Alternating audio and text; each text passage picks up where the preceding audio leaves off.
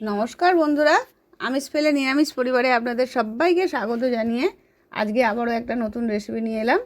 আজকে কোনো আমি রান্নার রেসিপি নিয়ে আসিনি, একটা লস্যির রেসিপি নিয়ে এসেছি। ঠিকই ধরেছেন, আমের লস্যি। বাড়িতে যদি অল্প দই থাকে আর যদি আম থাকে অবশ্যই রেসিপিটা বানাবেন। বাইরে থেকে কিনে খেলে দামও অনেক বেশি আর খেতেও এত সুস্বাদুও হবে না আর এত স্বাস্থ্যকরও হবে না। এর জন্য আমি দুটো পাকা আম নিয়ে নিয়েছি। আমটা আমার গাছের আম। আমগুলো খুব ভালো করে আমি খোসা ছাড়িয়ে টুকরো টুকরো করে কেটে নিয়ে তার পাল্পটা বের করে নিয়েছি, শাঁসটা বের করে নিয়ে ওটা আমি একটা পরিমাণ মতন নিয়ে নেব। এর থেকে আমি 2 কাপ নেব আমের পাল্প আর 1 কাপ নেব দই। মিক্সার গ্রাইন্ডারের বড় বাটিটা নিয়ে নিয়েছি, ওর মধ্যে দিয়ে দিলাম 1 কাপ দই, বড় 1 কাপ দই দিলাম।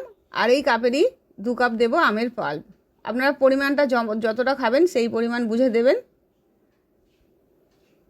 এই পরিমাণে করলে মোটামুটি 2-3 গ্লাস হবে। আপনারা যদি জল দেন আরও একটু পাতলা করলে এটা 3 গ্লাস ফুল হয়ে যাবে। আমি এটা ঘন ঘন বানিয়েছি, সেজন্য কোনো প্রকার জল দিইনি।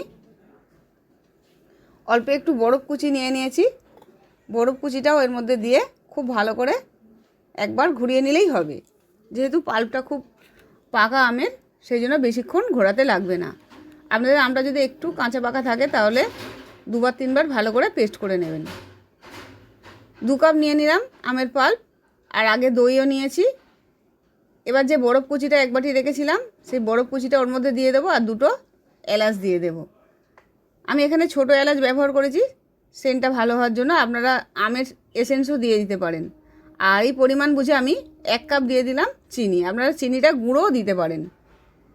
এবার সমস্তটা একবার জাস্ট ঘুরিয়ে নিয়ে চলে আসছি। বাড়িতে হঠাৎ কোনো অতিথি এসে গেলে এইভাবে অবশ্যই বানিয়ে দেবেন। কেউ বুঝতে পারবে না এটা বাইরে থেকে কেনা না ঘরে বানানো।